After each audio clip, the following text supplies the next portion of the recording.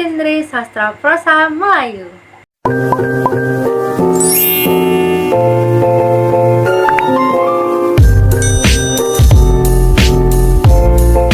Halo teman-teman semuanya, Assalamualaikum warahmatullahi wabarakatuh. Kembali lagi bersama aku, Rihanaya Sabila.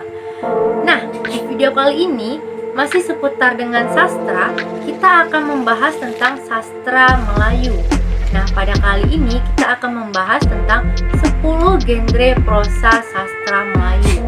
Nah, apa-apa saja sih yang terdapat dalam genre prosa Melayu ini? Silakan teman-teman mendengarkan penjelasan berikut ini.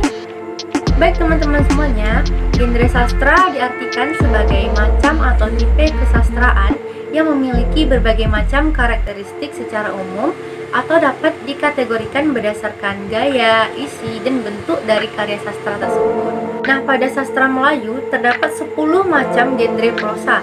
Yang pertama ada mitos, legenda, dongeng, sage, cerita jenaka, fabel, tambo, teka-teki, polipurlara, dan pantang larang. Nah, kita akan membahas satu persatu mulai dari pengertian, fungsi, dan contoh dari 10 macam genre prosa Melayu ini.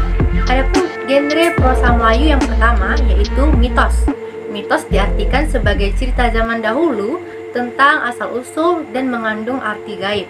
Nah, fungsi dari mitos ini yaitu memberikan penjelasan tentang keadaan sesuatu yang kelihatannya ganjil.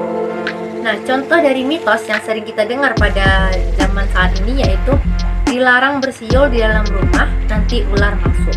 Yang kedua, legenda. Menurut KBBI atau Kamus Besar Bahasa Indonesia, legenda adalah cerita rakyat pada zaman dahulu yang ada hubungannya dengan peristiwa sejarah. Yang mana legenda ini bersifat siklus, migrasi, sekunder ataupun duniawi, mengandung sejarah, dan cerita legenda dibuat seakan-akan kejadian sungguh pernah terjadi. Nah, contoh legenda ini yaitu legenda Batu Belah Batu Betangkuk, yang mana dalam legenda ini tuh menceritakan bagaimana asal-usul dari Batu Belah Batu Betangkuk. Yang ketiga ada dongeng. Dongeng adalah jenis sastra lama yang menceritakan tentang suatu kejadian luar biasa yang penuh dengan khayalan atau fiksi. Dongeng adalah salah satu genre sastra yang sangat disukai oleh anak-anak. Contoh dari dongeng yaitu dongeng si Lancang. Yang keempat adalah sage. Sage hampir sama dengan dongeng, namun sage ini mengandung unsur sejarah yang dianggap atau dipercaya pernah terjadi pada masa lampau. Yang mana sage ini ceritanya itu ada unsur kepahlawanan ataupun kesaktian yang bersifat anonim atau tidak diketahui siapa pengarangnya. Yang mana sebagian besar sage ini juga ceritanya berlatarkan kerajaan ataupun istana. Nah, contoh dari sage ini yaitu Sang Kuryang. Genre prosa yang kelima yaitu ada cerita jenaka. Cerita yang mengandung humor yang bisa menjadi penghibur bagi pembacanya. Nah, cerita jenaka ini biasanya didasarkan pada kehidupan masyarakat sehari-hari, yang mana cerita ini berasal dari kelucuan dari sifat dari sang tokoh-tokoh yang terdapat pada cerita jenaka ini. Selanjutnya, genre prosa Melayu yang keenam yaitu ada fabel.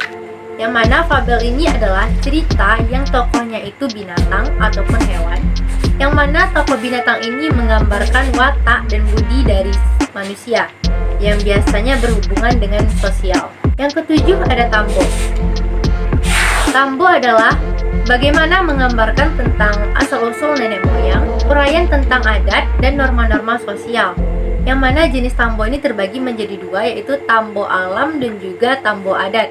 Nah, tambo adat ini menceritakan tentang asal-usul nenek moyang yang berasal dari kerajaan, sedangkan tambo adat ini berceritakan tentang undang-undang, aturan adat, dan norma yang berlaku. Selanjutnya yaitu ada teka-teki, yang mana teka-teki ini merupakan pertanyaan yang bersifat tradisional yang mempunyai jawaban yang tradisional pula.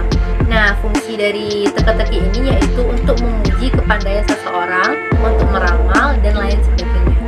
Genre prosa Melayu yang kesembilan yaitu ada pelipurlara. Nah, pelipurlara ini yaitu cerita yang berasal dari hal-hal yang indah dengan tujuan menghibur pendengarnya. Contohnya pada hikayat Anggun Cik Tunggal. Nah, yang mana pelipurlara ini biasanya itu bersifat dengan khayal. Genre prosa Melayu yang terakhir yaitu ada pantang larang. Nah, seperti yang kita tahu, pantang larang ini adalah perbuatan ataupun perilaku yang pantang ataupun dilarang untuk dilakukan. Nah, contoh ungkapan dari pantang larang yang sering kita dengar yaitu tak boleh memotong kuku pada waktu malam hari. Teman-teman semuanya, sekian pembahasan kita tentang genre sastra prosa Melayu.